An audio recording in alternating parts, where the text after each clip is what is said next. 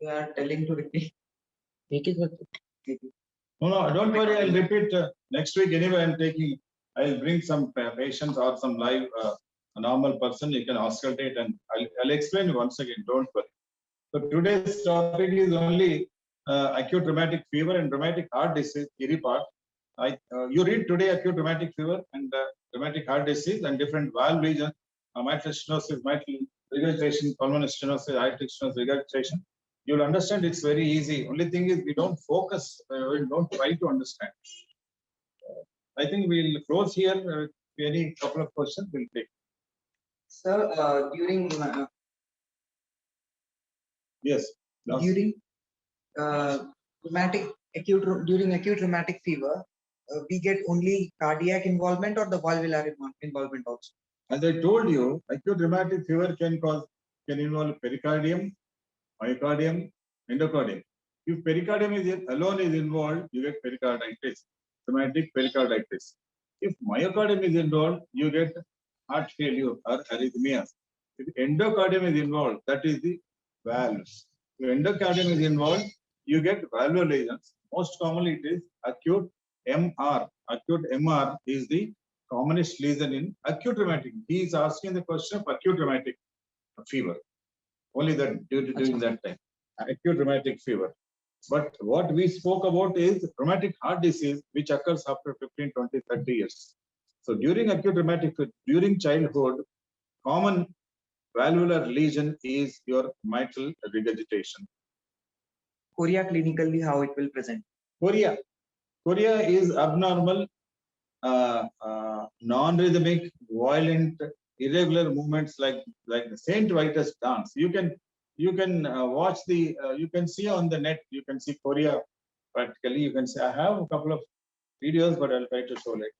So you can see in the net, you can get a lot of chorea is that irregular movements, like they will be doing like that, like that. Dance.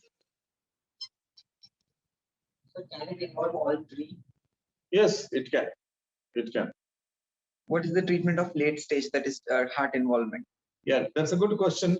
It depends on how much the hemodynamically it is involved in how if the patient is in heart failure or what kind of damage has happened to the mitral valve. If you do a 2D echo, you will know how severe is the stenosis. Very bad stenosis, patient coming with repeated admissions of heart failure, is having dyspnea.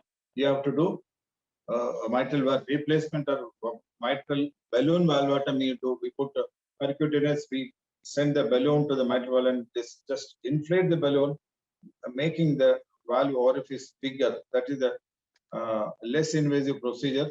And if the patient is not responding to that, we have to replace the mitral valve with a prosthetic artificial valve. So can it cause MVP? Yes, mitral valve prolapse is usually a congenital defect. Congenital defect, and some people may not even know that they are having lifelong. 100 years, it may not cause anything. But MVP can cause mitral regurgitation. And rheumatic heart disease also can cause MVP. And MVP patients have to be monitored every year. They have to check the 2D echo because they may go into heart failure if the prolapse is too much. It causes mitral regurgitation.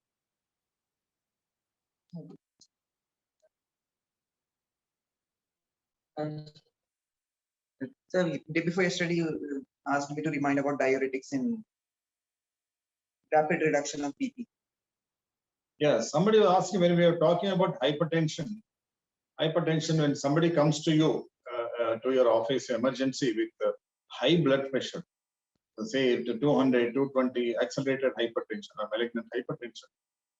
The general tendency in some small center is to give a last diuretic injection and the patient is happy, the BP comes down. But the last 10, 15, 20 years, we are not using this Lasix.